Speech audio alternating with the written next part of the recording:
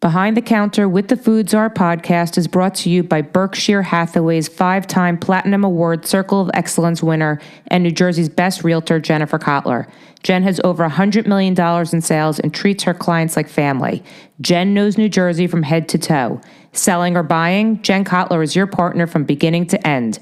Where do you want to live? Contact Jen at 201-803-2828. Welcome to the podcast Behind the Counter with your host, me, Heidi Blum, also known as the Foods.Our. I was born and bred in Livingston, New Jersey, and I have seen firsthand over the past few years how food and the people behind the counter can bring a community together. We all have a story. We all have an appetite. Each episode will explore the thread between food, people, and community and the stories that weave them all together. So let's get behind the counter and dig in.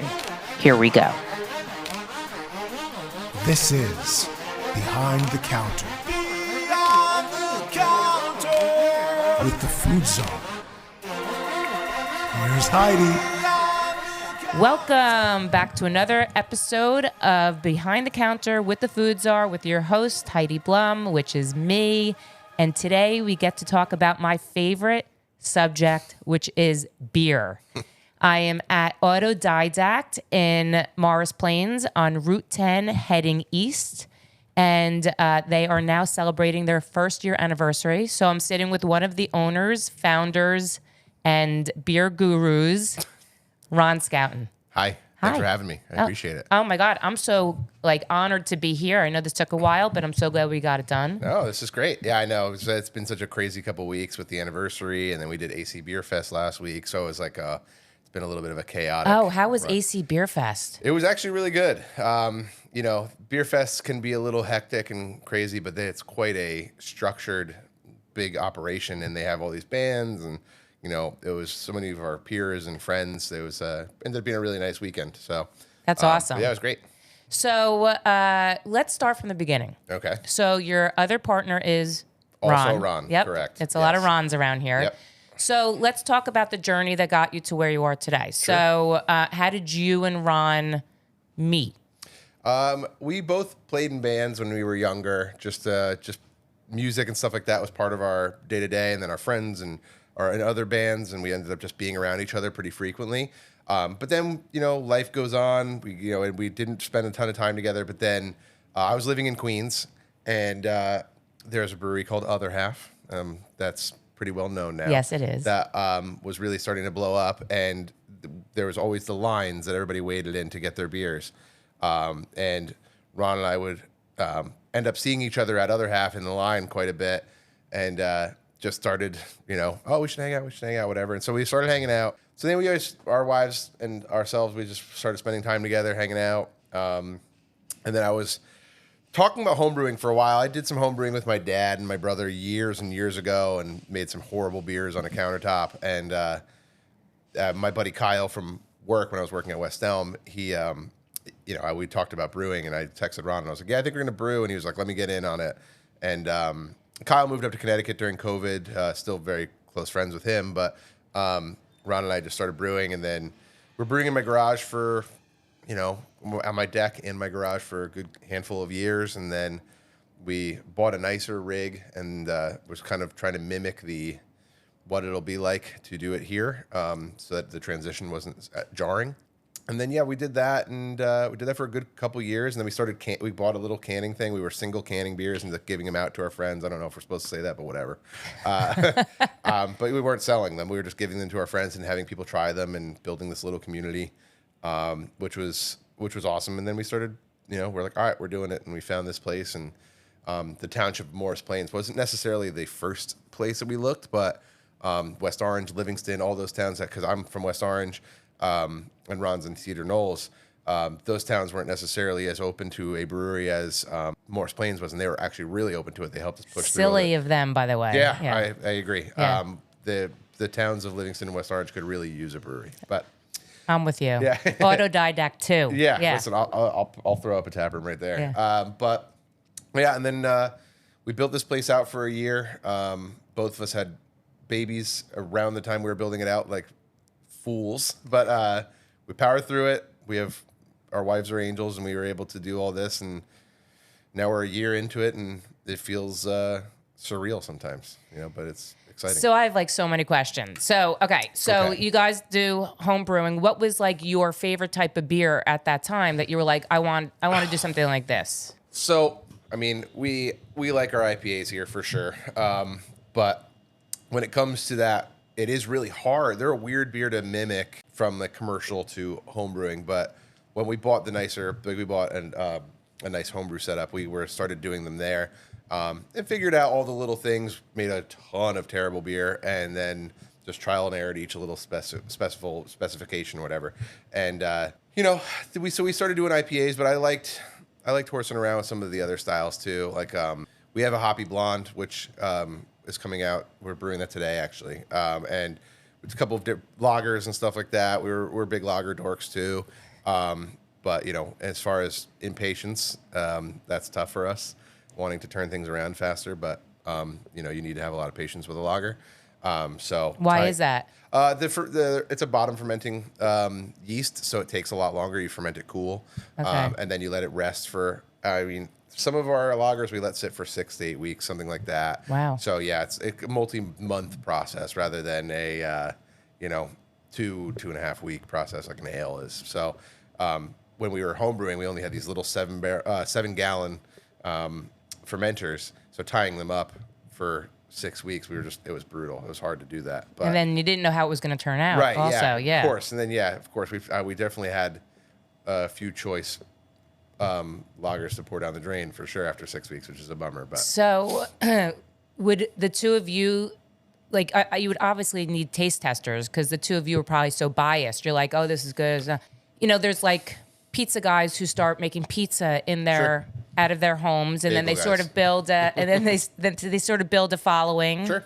Did you have that for your beer? Yeah. So I mean, like I said, we did the canning as well, so that we could start sharing them with people in our small community of brewers. But our wives were pretty much our taste testers for a little while because we're our own worst critics too. We tear everything apart that we make, even now. I think that's good. It makes you want to make things better every time. But it was our wives, our friends. We would share them, our parents and stuff.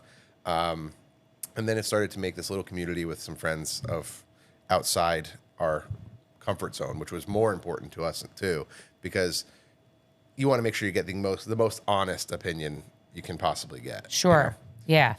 So who would mentor you guys? Like, who would you go to? Like, how did you learn how to homebrew? And then who would you, especially as you were looking to open up? I mean, this is a big undertaking, I think. Yeah, it's a big jump. And it was, we really leaned on the folks from Twin Elephant and Chatham. They're dear friends of ours, and I probably drove them crazy with questions. We did a lot of reading, too. There's a really great online community for brewing. Home brewers, yeah. So, like, anytime that I was like, oh, I want to try something like this, like, you just kind of dig in and find what people did, what they tried.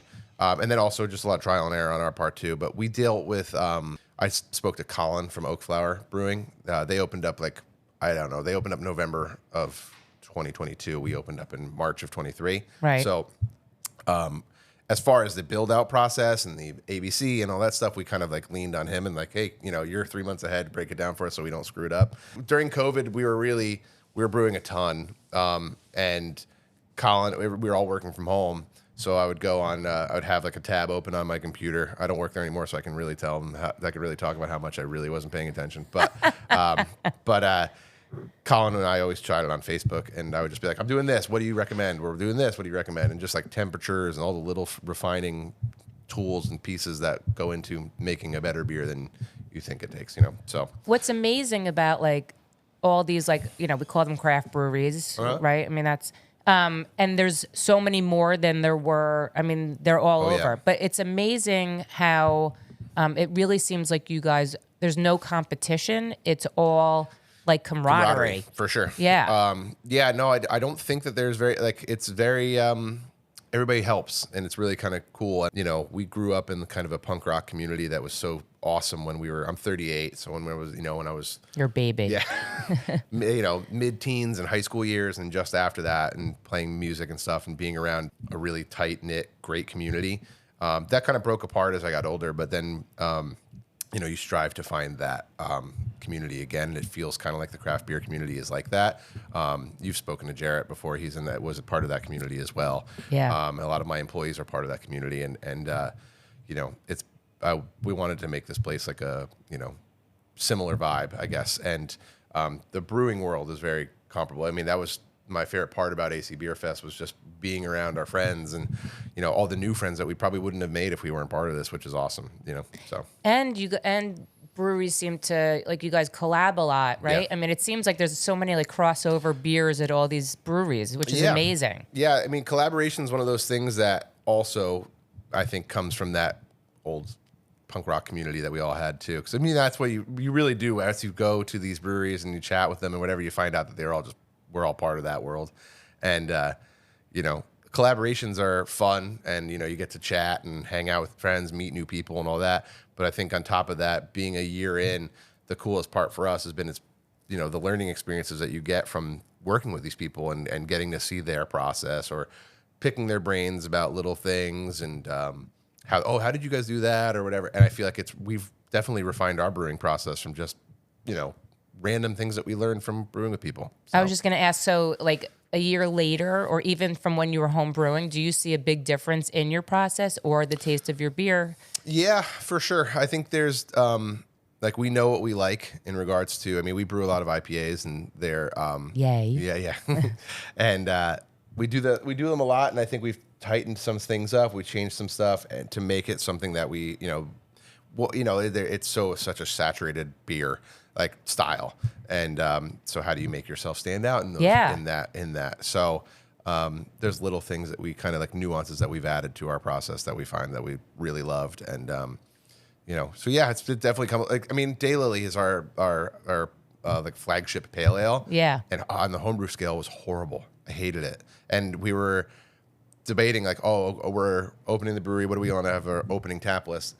And it was like Daylily is just a standard pale ale with Citra and Mosaic and some other hops in the boil, but like it's really, really clean drinking, nice, easy beer to perfect for like a day like today. Exactly. I mean, outdoor, it's totally the perfect outdoor beer, summer beer and all that. And but on the homebrew scale, I hated it. It was so bad, and we were like, we got to brew it. It's perfect for people want to have more than one, and it's just the rest is history. It's been one of those beers that we just can't keep in stock anymore. That's it's amazing. Like it flies off the shelves, which is awesome. It's a really fun little beer, and the label's beautiful, all that stuff. So it's become kind of a fun story in itself. So let's talk about the specific flagship beers that you have, because you have that one, your IPA. Yep. Let's go down first. Autodidact. I know it's up on the thing. Yeah. What does it mean? It means, so I'll give you a little backstory about Autodidact first, and then I'll kind of speak to why we called ourselves that. We're both metal guys, and there's a band, and we were looking at what we're going to call this brewery. And when we were literally in my garage, what are we going to call our brewery? But you're like a boy can dream. Yeah, exactly. Yeah, it's just like when you're in a garage with your buddies making music. You're Exactly. like, what can we call ourselves? Yeah, We we're haven't played- famous. we haven't played any shows, but what are we going to call ourselves? But yeah, so we're looking through like song titles and stuff like that, because everything we have is something is named after a song that. Love that. Yeah, so like we found this song that we really liked, and it's called Autodidact, and we're like, what does it mean? It's a cool word, and the song's awesome, and it means self-taught. I think it's Greek in origin, maybe Latin in origin as well. There's like different parts of it, but so it's just a self-taught person. And we were just homebrewing, and we just kind of taught ourselves for the most part. It's amazing. So that's when we leaned into it and just went with that. Yeah. And all the different beers you have are named after songs? Or lyrics, but for the most part, songs. Are they all like punk and metal songs? They're all over the place. Anything like My Speed? Well, what's your speed? Not punk and metal. All right. Not that I don't like it, by the way. Sure. Yeah. I'm like a soft rock, classic rock. Classic. Well, we had Thunder Road. Oh, nice. Which is an ode Bruce. to Bruce. Yeah. Yeah, my it's the sadder portion of the story. We initially were going to name it after our Melissa's Wings beer, which was a movement that's become this really awesome thing for brewers and everybody. Where this guy Jose started this whole movement of brewers can make a beer that is like an ode to someone who passed away. And we do this huge thing every year. It's incredible. And all the beers are super cool. Everybody goes, pulls out all the stops. That's to make amazing. These cool beers. And we made one for my friend Amanda who passed. And it was, we were going to call it, every beer is called the person's name in wings.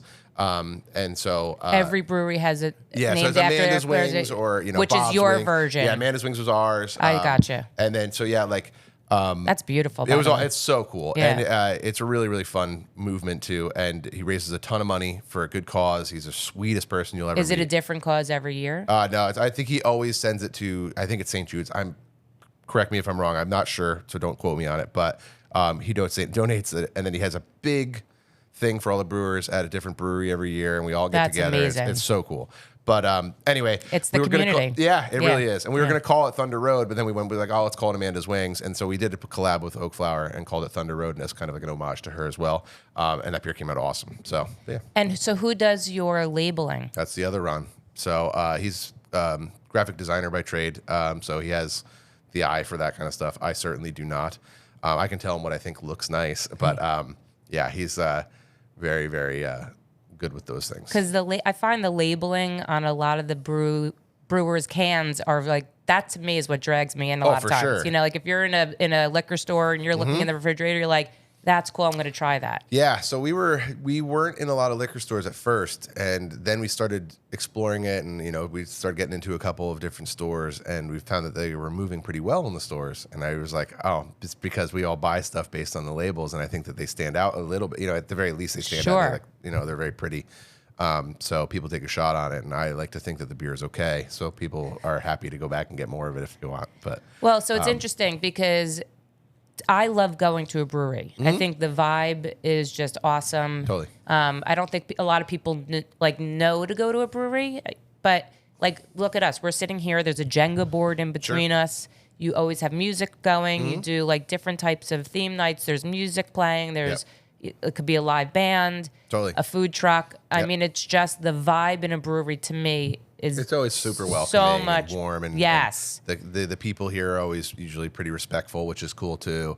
It doesn't feel like a bar. No, it does necessarily, not. And it's a really great space for young families and stuff like that. People my age with kiddos and stuff like that. They just want to get out on a Saturday afternoon, and it's not that we have Jenga and stuff like that. We have options for everybody. snacks. And snacks, of course. Yeah, of course, snacks, are yeah. crucial. But yeah, and I mean, with the as we've been harping on the music community here, we've kind of leaned more into original music here. Our friend Craig is helping us book shows here and having original artists play more frequently. Oh, that's so every other that's fun. Friday we have original artists playing here. It's always acoustic. Sometimes we'll get not a full band, but a drummer will be playing acoustic drums or something like that. Then we set them up front in here, and it's always really cool and really, really fun. And so if you like original music and you're, it's more indie folk kind of stuff like that, or, it might be more punk rock inspired, but, it's still acoustic. So it's not, aggressive. It's not but, punk. Yeah. But these guys and gals are all original artists, and they're all awesome in their own way. And it's always a cool experience to come see them. And you're giving them exposure, which is Well, so sure. nice. I mean, yeah. it's a win-win. It's community. We just come in, Yeah. and we usually don't. We do have a couple of ticketed ones here and there. We have one coming up with Shades Apart is the name of the band. They were on the. It's crazy because they were from the 90s, but they're still doing their thing. They were on the American Pie soundtrack. Wow. But they're still just hanging out and just want to play music, and that's kind of become a cool. Twin Elephant doesn't too. Ghost Hawk and Clifton. Yeah. They're putting these artists on.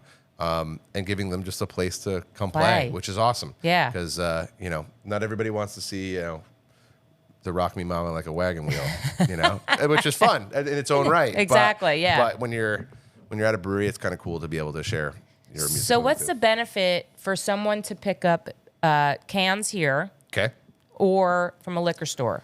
Is there a benefit? Is there any difference? You get the experience here for sure, but we, a lot of people, we're down the shore, we're in like Bordentown, like we're all Lawrenceville, we're in all these other outlets of the state that might be a little bit harder for some of our, people that like the beers to come all the way up here. So yeah, coming here is awesome. I mean, you get to drink the stuff fresh from the tap and all that, which is always awesome. And I think that the experience and the ambiance in the breweries in the tap room is lovely. Yeah. We worked really hard on it. So if you are in the area, please come to the tap room. But if you can't get there, we price our stuff available in the liquor stores to be competitive as well. So you're not getting rooked by going and getting beers at the liquor stores. So, but if you're in the area, or if you're driving past us on Route 10, it does come by quick, but give it a Google. Not too quick. Not too quick, exactly. And there's 2 entrances, so if you miss the first one, you go to the second one.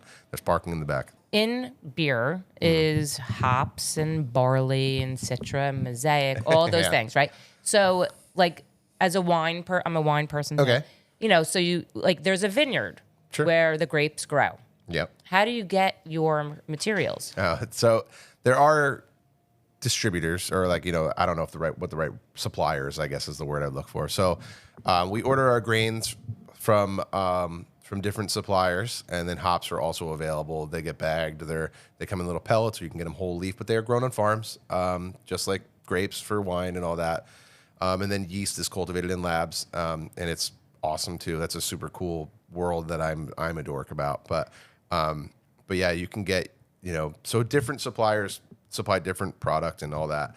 And then there's if you wanted to go local, we get a lot of grain from Rabbit Hill down in, I forget where they are actually, but Hillary's the owner, and she's awesome, and their malts are spectacular.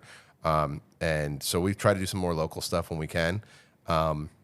So yeah, I mean, but that's for the most part, we just order them online. They get brought here on pallets. It's not a very fancy. I was gonna say, is a hop? It's like just a hop? Or they're like better hops than other hops? There's a million different varieties of hops. Yeah. And if you're drinking an IPA,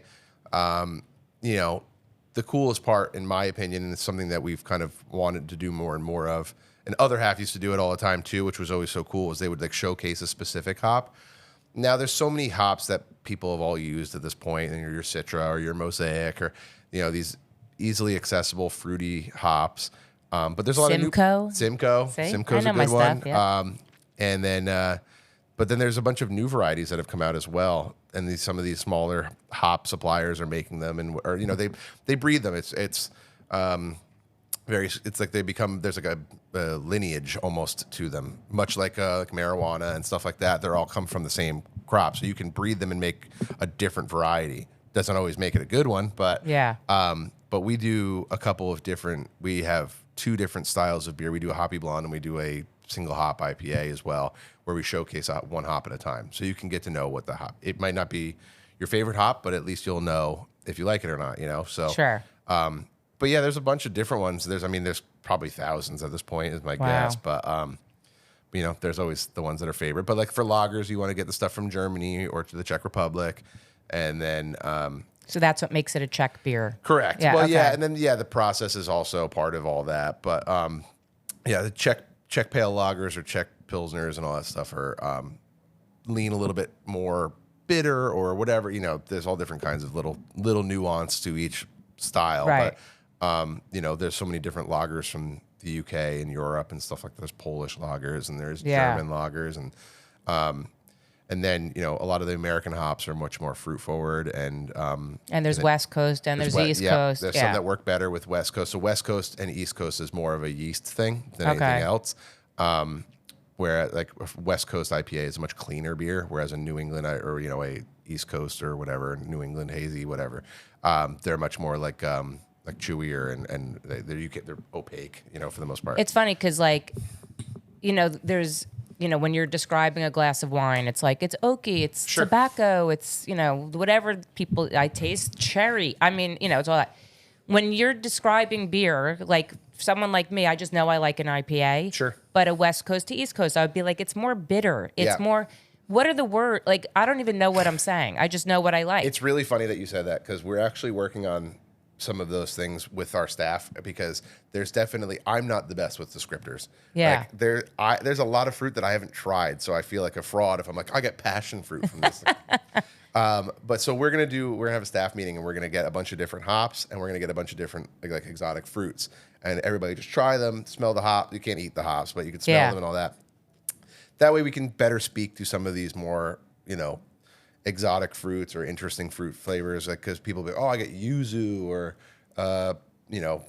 papaya or whatever. Like, all right, prove it. Like, have you actually tried those things? Like, I haven't eaten a ton of them, and dragon fruit comes up a bunch too. And you're Which like, doesn't taste like anything. It doesn't, exactly. So it's like, and I think papaya doesn't taste like anything either. It doesn't really. So, but I want to get everybody to try all these things and just get what, so we all have terminology. Exactly. It's the like it's if I go to a bar and I'm like, I want an IPA, and then someone says, oh, this one's hazy, this one's juicy, this one's, and I'm always like, I think I like the hazy juicy. Sure. I don't know if it's the same. I don't know if it. I have no idea. There is like a measurement of bitterness in beer, and the West Coast ones tend to be higher. Is the bitterness the when it says IBUs or IBUs? Yep. International bittering units. We like the New England ones. I mean, some people do 0. So basically, if you brew the whole beer, don't add hops until you dry hop it, which is on the fermentation side, you're not getting any IBUs, but you get all the hop character, but it fades fast. Interesting. Whereas you can whirlpool or add them during the boil, and you get more flavor and you extract some different characteristics. So we tend to lean on those things too. I like our IBUs to be for a New England to be pushing between 20 and 30. Whereas like a West Coast there was a craze in the early 2000s where it would be pushing 100. It's like how bitter, how undrinkable can you make that's this when beer? I did not like IPAs. Yeah. But the West Coast ones probably push higher in the 60s, but they're also much more pine forward hops. Simcoe's Pioneer, Cascade, Columbus. These beers like Pliny the Elder and all these other. I love Pliny. Yeah, Pliny's incredible. Yeah. But it's definitely a different beer than if you went to other half, or Finback or something like that. Yeah. So and they're great in their own ways, and I love a good West Coast. I like Sierra Nevada Pale Ale. I remember always thinking that was too bitter of a beer when I was a kid, and now it's like, oh man, I could just forget everything else. I'm just going to drink that beer forever. Isn't it amazing how your taste changes Yep. too? I mean, here's a good question is because I know I love an IPA, and then people will say, "What's an IPA?" And I'm like, "It's an India Pale Ale." Correct. What does that mean? Okay, I'm going to give the abbreviated version. Yeah, because I don't know it that well, and I don't want any beer nerds to be like, this guy doesn't know what he's talking about. From what I gather, I don't remember what the historical war is and all that fun stuff, but soldiers were getting shipped beer in India, I believe, or from India, I forget, whatever. Doesn't matter. And they would hop it like crazy to keep, because hops are a preservative as well. Oh, interesting. So they would just take their standard ale, and they would just throw a ton of hops at it. And then for whatever reason, these soldiers or whoever started to love it, and they were like, "Oh, send us more of those hoppy beers." And I think they just started calling them indie. Oh man, people are gonna shell me. I know it doesn't matter. Don't worry. I feel like I'm supposed to know, and I really don't, so it's fine. It's come such a long way that it's almost borderline like you can't call them IPAs anymore because it's not. You're just going to call them really good beer. Why don't we just do that? Just ale at this point. But yeah, the point was I guess they were shipping product. Yeah. And they were shipping these barrels, and they had to add all these hops in there so that it wouldn't go bad on the way. If someone asked you, what's the process of making beer? Steeping, boiling, fermenting. That's the fastest way. So steeping the hops? Steeping the grains. The grains. So yeah, we crack the grains, and we have a mill in the back, and it pushes it all in, and you add warm water. You have a target temperature that you want they call mash. You want your mash to be a certain temperature. You want your grains exposed to extract sugars and all the other fun stuff. Then you move that over to another vessel where you boil it. And once you're boiling it, you add your hops to bitter it out, because otherwise it's just sugar tea basically. And then you cool it off, move it over to a fermenter, add your yeast. The yeast eats all the sugars, creates alcohol, and the rest is then you have beer. So, that that's sounds as fast so as I can easy, do it. by Yeah. the way. Yeah, I know. It's like it's nothing, cake. Everybody yeah. can do it. So for each different type of beer, it's you're adding things or slowing the process down or speeding it up or Correct, yeah, different and- temperatures. Like I said before, the driving force, while everybody thinks hops and grains are the driving force, in my opinion, yeast is everything. So Interesting. your saison, your lagers, your ales, your IPAs, all that stuff is coming from a different Yeast. style of yeast. Yeah. Oh, that's interesting. So like our table beer is, it's this little saison-based beer, and it's What's a table beer? so a table beer. It's a saison forward beer. Basically, I think the thought was how it's a really low alcohol, easy drinking beer that Like you a can session. basically. Yeah, exactly. It's ours was 3.4%. Some of them pushed the 2 in the 2s, and it's basically the idea is it used to be in Belgium and all that, you would take a bottle and be able to put it in the middle of the table and just people would pour it off the table. Like into their The big glass. bottles. Yeah, big bottle. Yep. Pour it in your glass and just put it in the center of the table and, Cool. and share. But yeah, like that's a beer that has it's got Pilsner malt and wheat in it, but it's so flavorful because of the yeast. It's not necessarily a hop forward beer. It's not necessarily a grainy forward beer. The yeast throws that like clove, banana, sweet flavor that Nice comes from a description, by the saison. way. Yeah, See? I know. I smoked enough cloves when I was a kid. I remember it. But yeah, it's like one of those beers that just like somebody who doesn't drink beer, like my partner's father is a big fan of Dawn Chorus, our table beer, and he's a Bud Light guy, and he's like, this beer is great. I'm like, I would love for your generation to love this beer. I'm going to take one home. How do you like that? Yeah, please do. It's a really cool little beer, but it's the yeast is everything. So like your lagers, they do their thing, and I won't go into the lager process, but like. Yeah, I mean the reason that West Coast and East Coast are different is because of The yeast. That's so interesting. I didn't never really. Like we hop our wet East Coast with Columbus, Simcoe, and Cascade all the time. But those are the ones that are probably in Pliny, and you're like, but if you just throw California yeast at it, it's going to dry it out, it's going to clear it out, it's going to do all that stuff, and you're going to get a whole different profile. So they make like a hazy, juicy. Is that when they're using Citra? Well, so Citra is a specific hop. You can use anything on it. Yeah. I think Citra is the most approachable hop, in my opinion. But yeah, your yeast is it's a lot more protein forward. New England IPA, so the yeast grabs onto that, stays in I guess attenuation or whatever. So you get to that's what keeps it hazier.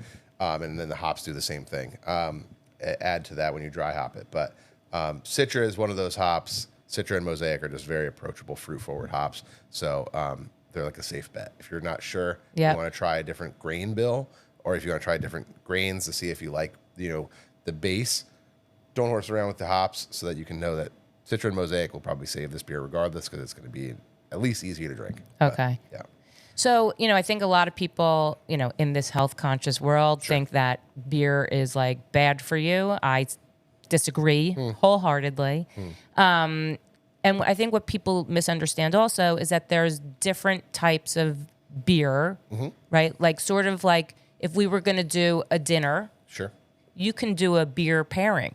We do them As, here. yeah, I've seen that. And I think that that's, a misconception of a lot of people. It's like when they think of beer, they think about like what they drank in college. Sure. Right? Yeah, they just think of Bud Light and Miller Light and all that stuff. Sure. Or your Busch. Or your Exactly. Mad Dog or Your whatever. Natty. Yeah, exactly. Yeah. Yeah, those are not great beers. Some of them have their place, though. Like, I love a Miller High Life. I actually like Miller Light, too. Miller High Life is on the rise again, by the way. It's big time. All the brewers, every time you go to, if you, when we're doing a collab, if you go out to, like when we all went out for, if you're out at AC Beer Fest, you're going to see brewers and they're going to be drinking High Life. They're not going to be drinking That's IPAs. so It's funny. hilarious. Yeah. But it's an exploration of flavor, I guess, and it doesn't have to be this, it doesn't have to be a Miller Lite or whatever. There's plenty of beers that do different things and they're worth trying, and some might not be your favorite, and if that's okay too, just try them all and find what you like, because a lot of breweries are making really spectacular beers, and it's worth it to try, because It's actually another benefit of going to a tap room. Absolutely. You might find your new favorite. Yeah, because we don't can everything. Yeah. So you might find your new favorite beer. Like I've tried a sour. I'm not a sour. Sure. I just not for me. But for someone who doesn't like an IPA, they may like a sour. Of course. Yeah. And then, people come here. We have a grisette, which is, I'm not going to go into the history of that as Sure. well. That's a Saison-based beer as well. And it's light, easy drinking. And people come in here and they're like, oh, I don't know what I like. People are, I don't really love beer. All right, try Wash, which is the grisette, and people are always pleasantly surprised by that beer too because they don't know what a grisette is, and they don't. Oh, I don't really like Belgian or French saison beers. Well, you might actually like it if Sure. you try it. Yeah. But, I have a lot of friends who say they don't like beer, and then they try like an IPA that I'm drinking, and they're like, it's delicious. Right. And there are different, even an IPA to some people sounds like it's heavy, but it's not. Yeah, I I mean, know. they can be and refreshing. You can really do a low alcohol, refreshing IPA as well. And I mean, from a calorie counting standpoint, craft beer is a little tough, but some of them are lower for sure, and there's different processes for sure on that. But I mean, you'd be surprised too. Like people don't realize Guinness is like one of the lowest. I just started drinking Guinness. Low ABV and low calorie. I know, it's which amazing. Is crazy. It's a fantastic beer. So it's like If poured right. Of course, Yes. for sure. Yeah. If you've had it in Dublin too, it's really tough to. Oh, I've heard It's still that. great over here, but it's different. Yeah. So, what do you think the trend is for beer? Not for next one? not for Autodidact, but just in general for the beer industry. Light lagers. Yeah. So, I think the craft beer community is getting a little bit older, and there's a place for lighter beer. People want to have. People love IPAs, but it's tough to drink a bunch of them. So I think pale ales will always have their place. I've learned that the hard way, by the way. Yeah, of course, we all have. Yeah. But like, I see a lot of breweries doing their light lagers, something under 4%, and then just making the flavor, like the process as defined as possible makes it really, that's what separates them, I guess. Like we did.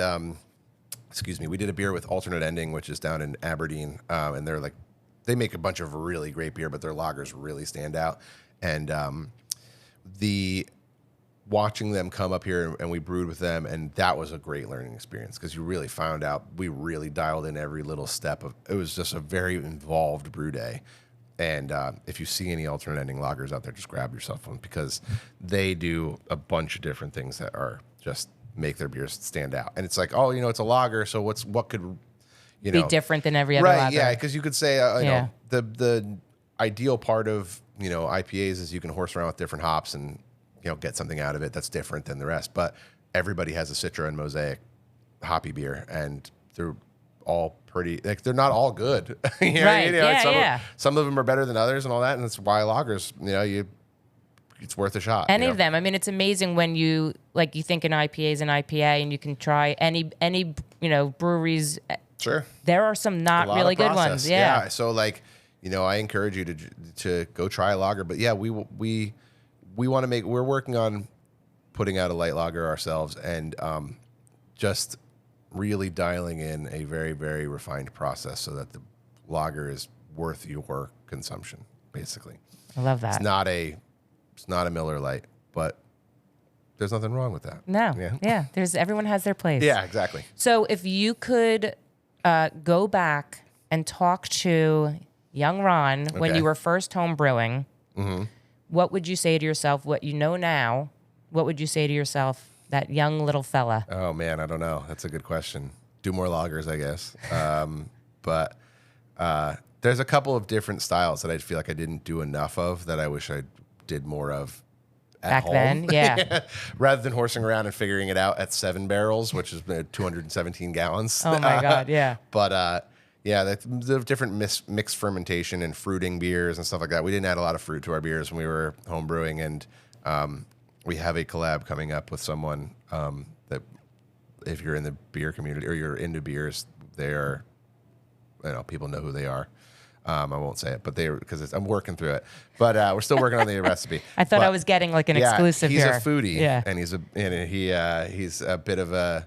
He wants to try something interesting, and we'll see how it goes. I love it. I love a good tease. Yeah. But I don't know enough about that process, so I picked his brain quite a bit, which is great. That's part of it. But lagers and fruited beers and mixed fermentation stuff, barrel work. I didn't do a ton of barrel work, so I think there's a lot of opportunity there for us. And now I wish I would have done it a little bit more on the smaller scale, but we're going to do it anyway. So what advice would you give someone who's listening today that's a home brewer? All right, so my cousin Marshall, who I hope he listens to this, that'd be nice of him. He's homebrewing, and it's fun because he's a little older than me, and he asks me a lot of questions, and it's fun to like help him out and see what he's working through all the time. And he keeps telling me, oh, my ABV is so low. It's like, I don't know why I keep getting it. And I'm like, all right, well, we got to work through that. I'm like, does it taste good? And he's like, I really like the way it tastes. I'm like, then doesn't matter. Sure. Like, as long as it tastes good, don't worry about it. That was what Tim from Twin Elephant told me when I was homebrewing too. He's like, as it tastes good, don't worry about it. Figure all that stuff out later. And so don't get discouraged. Make bad beer and then figure out why that beer is bad. Yeah. That's a huge part of why I think we were so dialed in. During COVID, once we had not been exposed to anybody for a little while, we started to we were like, all right, let's get together and brew.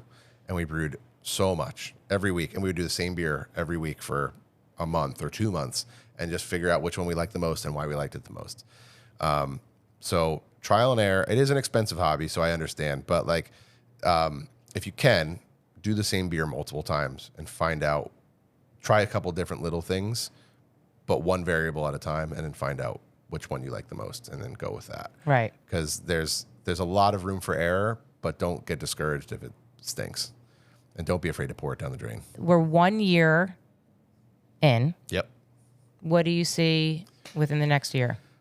That's a great question. So I really think that this year I would like to spread our beer out as much as possible. Share it with as many people as possible. Get it to as many people as possible in the state of New Jersey, and focus on really building a bigger community and doing more music here, sharing just everything we can do to share the beer with people.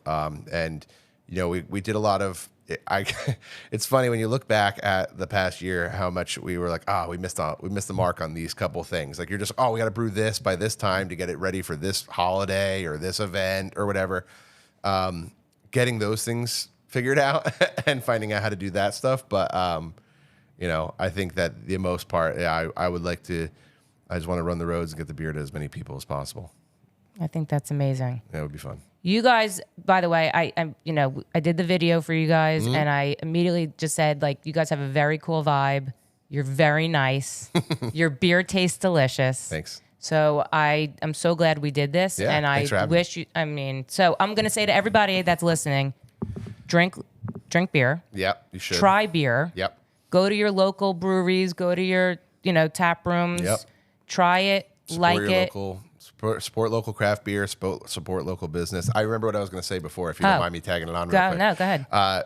We were talking about beer pairing, and you're talking about pairing it with different foods and stuff like that. We've done beer dinners here in their brew house, and it's a really cool experience. We've done it with a couple of different, we did it with pizza, with Bucky's Pizza. Oh, yeah. Chris and his wife, his name is escaping me, but they own Three Daughters Brewing in South Orange, or brewing. Bakery in South Orange. Oh, yeah. We're doing a brunch pairing with them. So we have 4 of them lined up. So that's awesome. Check out, go on to our website. You can track it down. And it's on your Instagram, too. It's all over the place. Yeah, Autodidact. Autodidactbeer.com. Yep. And Autodidact Beer on Instagram and Facebook and all that. But Chris is like one of the main chefs for Arvis restaurants. Him and his wife make spectacular food. It's that's cool, not nothing. No, it's a really cool experience. We're going to be pairing some beautiful beer with some incredible food, and I think it'll be a lot of fun. But you were right. Pair beer with food. Have fun with it. Yeah, I think that's plenty of options. It's my 20th episode, so I feel like it's like an anniversary for me and an anniversary for you. So I'm glad this is a nice little collab here. Dude, yeah, this is our first collab. Cool. We'll have to do another one. I can't wait. Like I said, I wish you so much success. Thank you. You too. Thank you so much for doing this. Of course. And I can't wait to see what's next for you guys. Well, we'll chat about it again soon. Yeah. Autodidact, guys. Autodidact. Get here. Thanks, guys. Thank you, Ron. If you are hearing this message, I want to thank you so much for tuning in. I'm truly grateful for you and this opportunity. The purpose of the Behind the Counter podcast is to bring food, people, and community together. I hope you'll return for more episodes and explore with me. I want to personally thank Fran Linnell of Design 68 for my amazing Behind the Counter podcast logo, and Travis Lohenberg for my awesome Behind the Counter music, and all the guests that take their time to sit and talk with me. I hope you enjoyed this episode, and if you did, please leave a review on Spotify, Apple Podcasts, or wherever you hear your podcasts. If you'd like to support the Behind the Counter podcast, please subscribe, share with your friends and family, and you can follow me on Instagram at Heidi Blum. If you have any feedback or stories that you want to share, you can email me at foodsarbtc@gmail.com.